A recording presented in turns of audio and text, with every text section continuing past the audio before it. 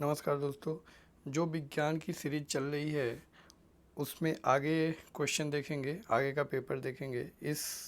यह साइंस जो है यूपी ट्रिपल एस सी पेट के लिए इम्पॉर्टेंट है, यूपी टेट के लिए इम्पॉर्टेंट है और सी टेट, जिसमें भी साइंस के क्वेश्चन पूछते हैं सारे के लिए इम्पॉर्टेंट है। तो चलिए क्वेश्चन देखते हैं। विद्युत आवेश का एसआई यूनिट पूछा है। तो विद्युत आवेश को अंग्रेजी में इलेक्ट्रिक चार्ज कहते हैं। इलेक्ट्रिक चार्ज को क्यू से डिनोट करते हैं और क्यू की यूनिट होती है कूलाम। तो ऑप्शन बी राइट हो जाएगा। किलोग्राम द्रव्यमान की यूनिट होती है और इसे एम से डिनोट करते हैं द्रव्यमान को। केजी केजी से डिनोट करते हैं। केल्विन टेम्परेचर की यूनिट होती है, के से डिनोट करते हैं। और बोल्ट जो होता है, बोल्ट विभवांतर की यूनिट होती है, इसे वी से डिनोट करते हैं।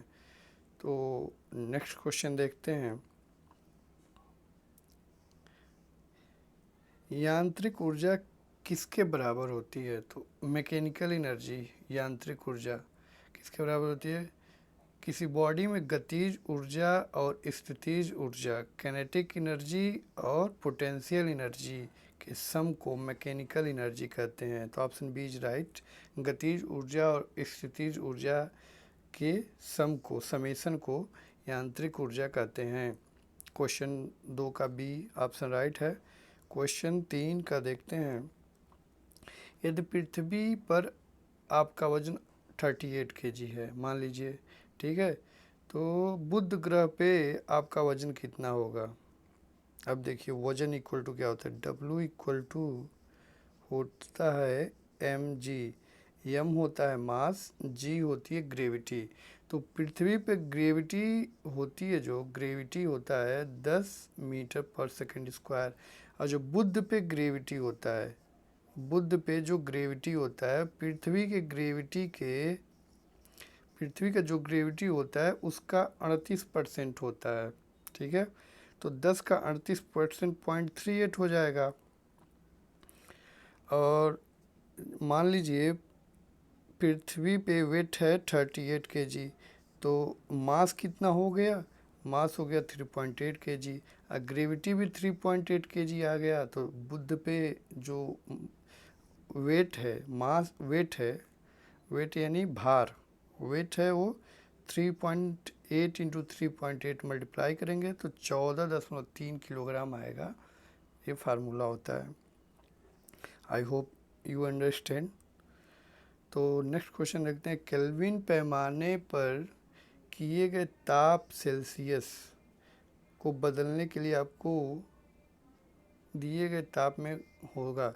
अगर सेल्सियस में टेम्परेचर है तो केल्विन में बदलने के लिए 273 जोड़ते हैं, और जब केल्विन में दिया है तो सेल्सियस में प्राप्त करने के लिए 273 घटा देंगे। सीधा सीधी आंसर है 273 घटाना। अब क्वेश्चन नंबर 5। मनुष्यों के लिए ध्वनि श्रव्य की सीमा क्या होती है? मनुष्यों के लिए ध्वनि श्रव्य की सीमा 20 हर्ट्ज से 20,000 हर्ट्ज होती है। इससे 20 हर्ट्ज से नीचे की ध्वनि को अपश्रव्य कहते हैं और 20,000 हर्ट्ज से ऊपर की ध्वनि को पराश्रव्य कहते हैं। नेक्स्ट क्वेश्चन देखते हैं। प्रकाश प्रकाश सबसे अधिक गति किस में करता है? प्रकाश जिसका डेंसिटी सबसे कम होता है। तो निर्वात की डेंसिटी सबसे कम होती है या होती ही नहीं है मान लीजिए, तो निर्वात में प्रकाश का सबसे तेज गति है। नेक्स्ट क्वेश्चन देखते हैं, 7वां क्वेश्चन। सूर्योदय और सूर्यास्त के समय सूर्य दीर्घ वृत्ताकार दिखने का क्या कारण है? तो दीर्घ वृत्ताकार अपवर्तन के कारण होता है। अपवर्तन के कारण कई घटनाएं होती हैं, जैसे अगर किसी बाल्टी में पानी भरें, उसमें छड़ डुबोते हैं तो इस पे से मुड़ी हुई दिखाई देती है। अब पानी से भरे बाल्टी में नीचे सिक्का है तो ऊपर से कुछ उठा हुआ दिखाई देता है, तारों का टिमटिमाना होता है। इसी अपवर्तन के कारण आदि घटनाएं हमें देखने को मिलती हैं अपवर्तन के कारण। Question number 8। विभवांतर 12 वोल्ट और किया गया काट 60 जूल है। ठीक है। सर्किट के मध्य प्रवाहित विद्युत आवेश ज्ञात करना है हमें, ठीक है। तो देखते हैं W इक्वल टू होता है V इंटू क्यू। क्यू होता है आवेश कूलाम में और V विभवांतर वोल्ट में। तो W दे दिया है हम लोगों का 60 और V दे दिया है 12, तो Q आ जाएगा 12, 5 unit 12×5 = 60, Q equal to 5 coulomb. Option A is right. Question 9 देखते हैं। यदि सर्किट प्रतिरोध दुगुना कर दिया जाए तो वोल्टेज को समान रखने के लिए सर्किट में प्रवाहित धारा होगा। अब देखते हैं सवाल, अच्छा क्वेश्चन है। तो V equal to I R हम जानते हैं, तो क्वेश्चन कह रहा है R को दुगुना करना है, अब V को समान ही रखना है। तो V equal to V I1 हो गया, R1 की जगह पे 2R हो गया, ठीक है, 2R हो गया I। तो I1 की वैल्यू क्या होगी, यहाँ से I की वैल्यू V/R हो जाएगा, यहाँ से I की वैल्यू V/2R, यानी V/R I की वैल्यू है। देखो equation V equal to IR और दूसरे में V समान है, I को I1 कर देते हैं, R 2R हो जा रहा है। तो यहाँ से I इक्वल टू हो गया V/R और यहाँ से I1 इक्वल टू हो गया V/2R। तो V/R की वैल्यू I है, तो 1/2I यानी आधी रह जाएगी, आधी घट जाएगी, ठीक है। क्वेश्चन नंबर 9 का बी।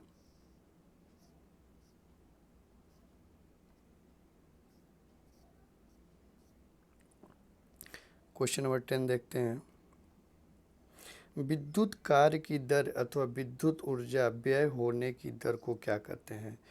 तो पावर का एक हम लोग डिफिनीशन पढ़ रहे हैं, rate of doing work, rate of doing work is called power, ठीक है। यानी कार्य करने की दर को शक्ति कहते हैं, यानी इसका डी हो जाएगा, यही पूछा है। नेक्स्ट क्वेश्चन देखते हैं। Question number 11। विद्युत बल्ब का सूत्र फिलामेंट आमतौर पर टंगस्टन का क्यों होता है। तो टंगस्टन क्यों होता है, विद्युत बल्ब अगर कम गलेगा, अगर चीज़ जल्दी गल जाएगी तो बल्ब जो है बार बार फ्यूज हो जाएगा, बार बार ख़राब हो जाएगा। तो उसका गलनांक एक हाई होना चाहिए, तो उच्च गलनांक होना चाहिए, तो प्रतिरोध भी ज़्यादा होना चाहिए। तो यानी बी, इसकी उच्च प्रतिरोधकता तथा गलनांक के कारण टंगस्टन को हम चूज करते हैं। Question number 12। निम्नलिखित में अलेक्जेंडर ग्राहम बेल द्वारा किसका आविष्कार किया गया था। अलेक्जेंडर ग्राहम बेल द्वारा टेलीफोन का आविष्कार किया गया था। और जो ग्राहम बेल हैं ये और भी आविष्कार किए थे, जैसे ऑप्टिकल फाइबर का आविष्कार किए थे, ऑप्टिकल फाइबर का, टेलीफोन का, ऑप्टिकल फाइबर का, फोटोफेन बेल का और डेसिबल यूनिट का ग्राहम बेल ने आविष्कार किया था। बल्ब का किसने किया था, एडिसन ने किया था बल्ब का आविष्कार, बल्ब का एडिसन ने। रेल इंजन का जेम्स वाट ने, और रडार का टेलर और लियो यंग ने किया था। रडार का टेलर और Leo Young, Taylor and Leo Young ने किया था 1922 में यूएसए में, ठीक है। क्वेश्चन नंबर 113 देखते हैं। चंद्रशेखर सीमा किस पर लागू होता है, सितारों पर। चंद्रशेखर सीमा जो होता है सितारों पर लागू होता है। किसी अस्थाई बौने नक्षत्र का अधिकतम संभावित द्रव्यमान को, किसी अस्थाई बौने नक्षत्र के अधिकतम संभावित द्रव्यमान को चंद्रशेखर सीमा कहते हैं। और चंद्रशेखर को और विलियम एफ फाउलर को 1983 में नोबेल प्राइज़ दिया गया था। लोहे में जंग लगना इनमें से किसका सामान्य उदाहरण है? भौतिक परिवर्तन का है, उग्रगाही परिवर्तन का है, ऊष्माक्षेपी परिवर्तन का है, रासायनिक परिवर्तन का है। जब दो पदार्थ आपस में मिलकर कोई नया पदार्थ बनाते हैं तो वो रासायनिक अभिक्रिया, रासायनिक परिवर्तन जो भी है रासायनिक परिवर्तन कहलाता है। तो ऑप्शन डी हो जाएगा। 90 ग्राम पानी में मौजूद मोलों की संख्या क्या होगी? तो मोलों की संख्या क्या होता है? Number of moles equal to, जो भार होता है ग्राम में लेते हैं, ग्राम में भार और अणुभार। तो H2O का अणुभार क्या होगा? H का 2 और O का 16, 18 हो जाएगा। अब भार दिया है 90 और बटा 18, 18 पचे 90, यानी बी सही हो जाएगा। परमाणु के नाभिक में होते हैं, परमाणु के परमाणु का नाभिक होता है। इलेक्ट्रॉन जो होता है इसके इस बाहर दीर्घवृत्ताकार में चक्कर लगाता है सर, और नाभिक में न्यूट्रॉन और प्लस प्रोटॉन होते हैं। प्रोटॉन पॉजिटिव चार्ज होता है, न्यूट्रॉन पे कोई चार्ज नहीं होता है, इलेक्ट्रॉन पे निगेटिव चार्ज होता है। किसी परमाणु के नाभिक में मौजूद प्रोटॉन और न्यूट्रॉन की कुल संख्या को क्या कहते हैं? प्रोटॉन और न्यूट्रॉन की कुल संख्या को द्रव्यमान संख्या कहते हैं, द्रव्यमान भार कहते हैं, और परमाणु क्रमांक कहते हैं प्रोटॉनों की संख्या को। इसे जेड से प्रदर्शित करते हैं। अब द्रव्यमान संख्या को ए से डिनोट करते हैं। A equal to Z plus E. Z परमाणु क्रमांक होता है जो प्रोटॉनों की संख्या के बराबर होता है, और an electron number of neutron की संख्या होता है।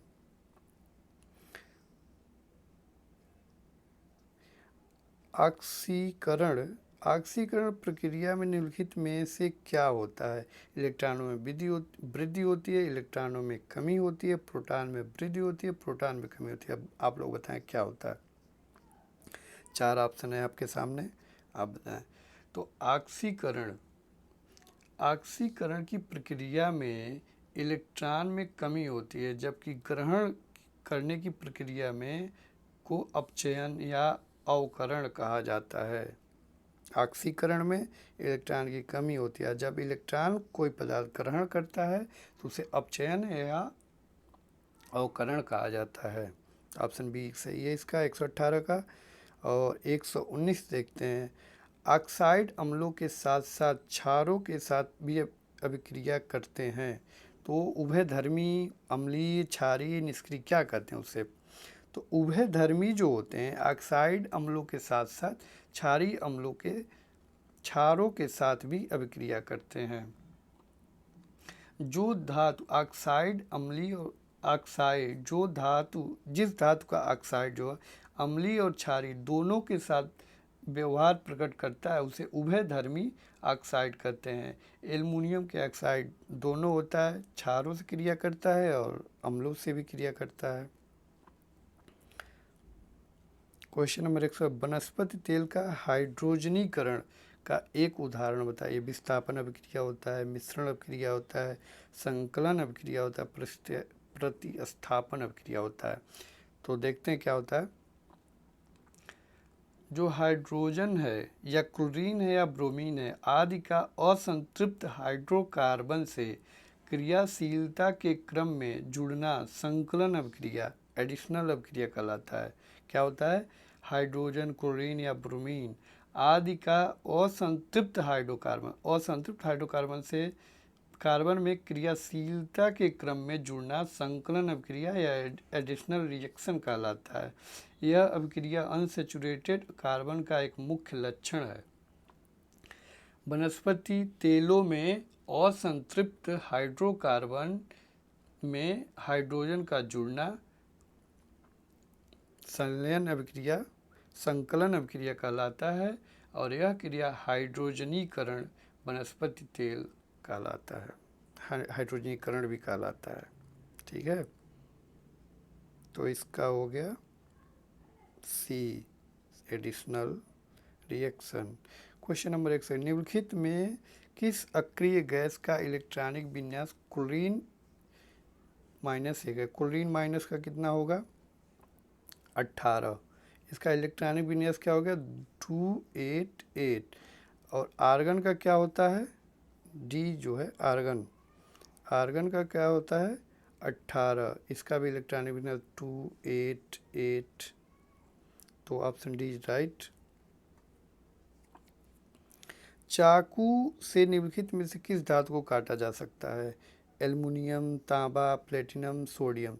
तो सोडियम को हम चाकू से काट सकते हैं। सोडियम बहुत सॉफ्ट होता है, इसे मिट्टी के तेल में रखते हैं। क्वेश्चन नंबर 123 निम्नलिखित में कौन सी धातु जल के साथ आसानी से अभिक्रिया कर सकती है? एल्युमिनियम कर सकता है, लेड कर सकता है, जिंक कर सकता है, पोटेशियम कर सकता है। तो जो पोटेशियम होता है वो जल के साथ आसानी से अभिक्रिया कर सकता है। पोटेशियम को के से डिनोट करते हैं। पीतल किसका मिश्र धातु होता है? तो देखते हैं पीतल किसका मिश्र धातु होता है। पीतल तांबा और जस्ता का, तांबा और जस्ता का मिश्र धातु होता है। और तांबा और टीन का जो मिश्र धातु होता है उसे कांसा कहते हैं, कांसा। ठीक है। और एक जर्मन सिल्वर होता है, बहुत पूछता है, जर्मन सिल्वर, सिल्वर ये होता है तांबा copper plus zinc plus nickel का जो मिश्र धातु होता है, जर्मन सिल्वर होता है, इसमें सिल्वर नहीं होता है। ये क्वेश्चन बहुत पूछता है। वेल्डिंग के लिए एथाइन और किसका उपयोग करते हैं? ऑक्सीजन का। इसे ऑक्सीएसिटिलीन वेल्डिंग कहते हैं। इसमें एथिलीन का सिलेंडर मैरून कलर का होता है, ऑक्सीजन का सिलेंडर ब्लैक कलर का होता है। ये भी सवाल पूछता है, आप लोग याद कर लीजिएगा। I hope you understand all the question.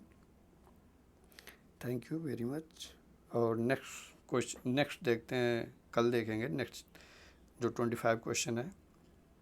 Thank you.